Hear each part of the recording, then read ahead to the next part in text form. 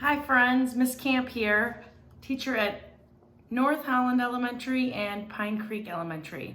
Today we're going to be talking about the work of Henri Matisse. He is a famous artist that was born in France in the year of 1869 and lived to be 84 when he passed away at the age of 1943. And he practiced painting and met a bunch of different artist friends along his career. He was known as a fave, which he didn't mind, even though it had slightly a derogatory term. Here are some more examples of his paintings. And then he ended his career creating paper cutouts. And here are a few examples of those. Today you are going to be in charge of making your own paper cutout, like I have created here, and I'm going to walk you through those steps.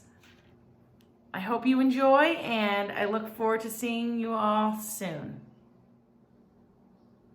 For your cutout, you can use any color background paper and make your choice of colored papers based on what you have at home or what you can find in magazines or newspaper cutouts or advertisements that arrive.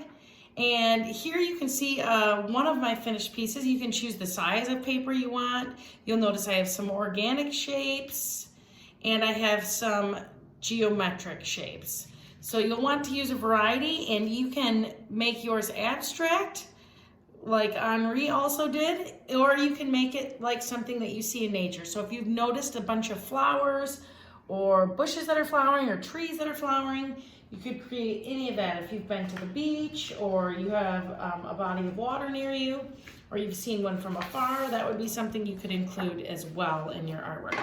So usually I just simply start by using a strip of paper, and then from there I can create my shape. So you don't need a lot of paper for this. If you want more than one of the shape, I recommend folding it in half. That way you'll have two shapes when you're done. And you can just kind of let your scissors guide you as like a pencil drawing, but you're using your hand to carve out. And again, there's no wrong way to create your shape. So here I have two pieces, two different shapes, or two of the same shape, I should say. And I could put those at different places on my paper. Then maybe I choose to do some black shapes, so I'm going to use a black strip of paper and simply cut it down into some different shapes. If you wanted to stick with a rectangle or use a geometric shape, a rectangle is one you could use. You could also make skinnier rectangles if that is of interest to you by just cutting thinner strips.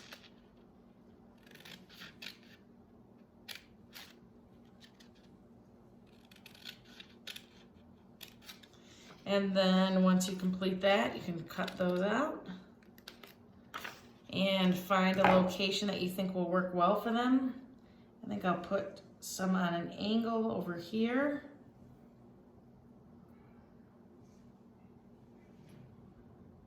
Like I said, repetition is sometimes nice. And maybe we'll do the thinner one right there, just to offset it a little bit. And then I'd like one up here, I think. Then I can move on to my next color.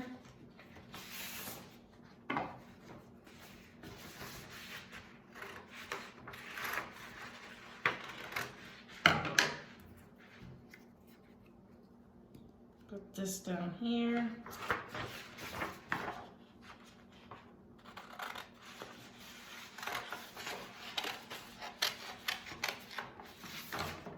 This over here. Move on to another color.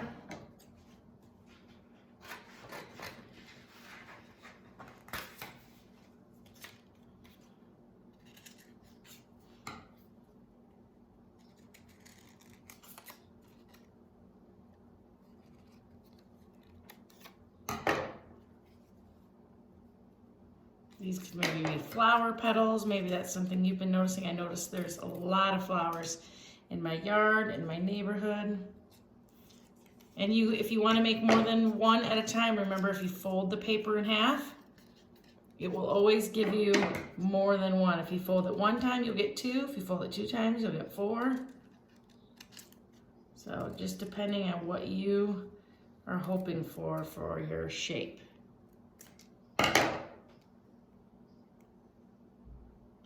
So then you can open these up, add these around. Maybe you decide that you want to have one that's falling to the ground. And remember, friends, whenever you glue, you always want to use the back side of the paper, because otherwise your background paper becomes a sloppy, sticky mess. And then you can eventually see all those glue lines, and it doesn't look neat and clean like you've used craftsmanship, which is something that we definitely practice in art class.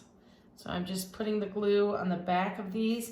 And if you don't have a glue stick, you could easily use liquid glue. That will work also. And once, I like to kind of map out my picture before I start gluing, but I don't want to take up too much of your time. So I'm going to go ahead and just glue a few of these items down, maybe add 1 or 2 more, and then I'm going to let you get started on your artwork. And remember, you can use the inspiration of the images that I've included within the lesson plan, or you could also, look at my 2 examples here. You could look up more pictures by Henri Matisse and go from there.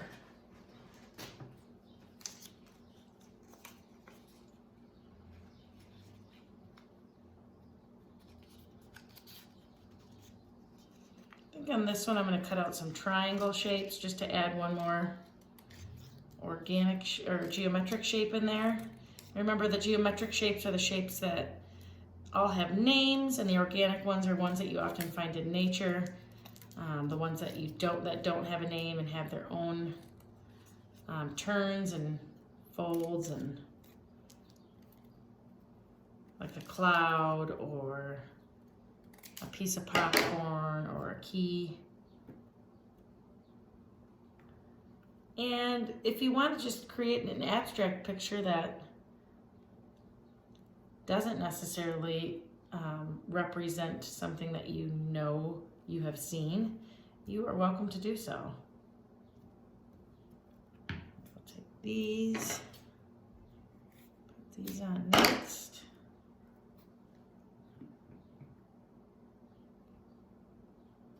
So if you want to come up with a theme for your work, like the one that's on the cover, the snow flowers that Matisse created, you can, but don't feel like you have to be limited to that.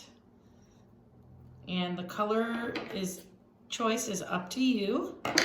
So you may use whatever color choice you desire. I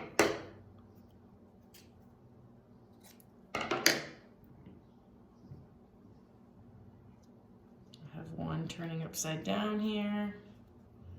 Add a couple more.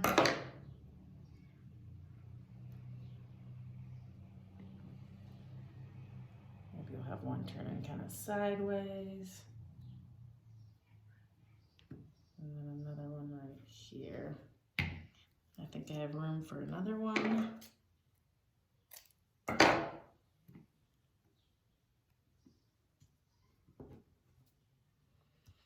Okay, so this is what my picture looks like so far.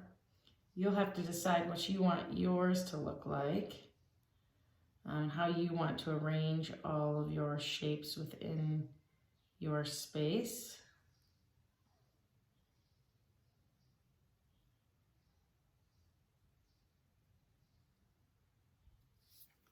Glue one more down here.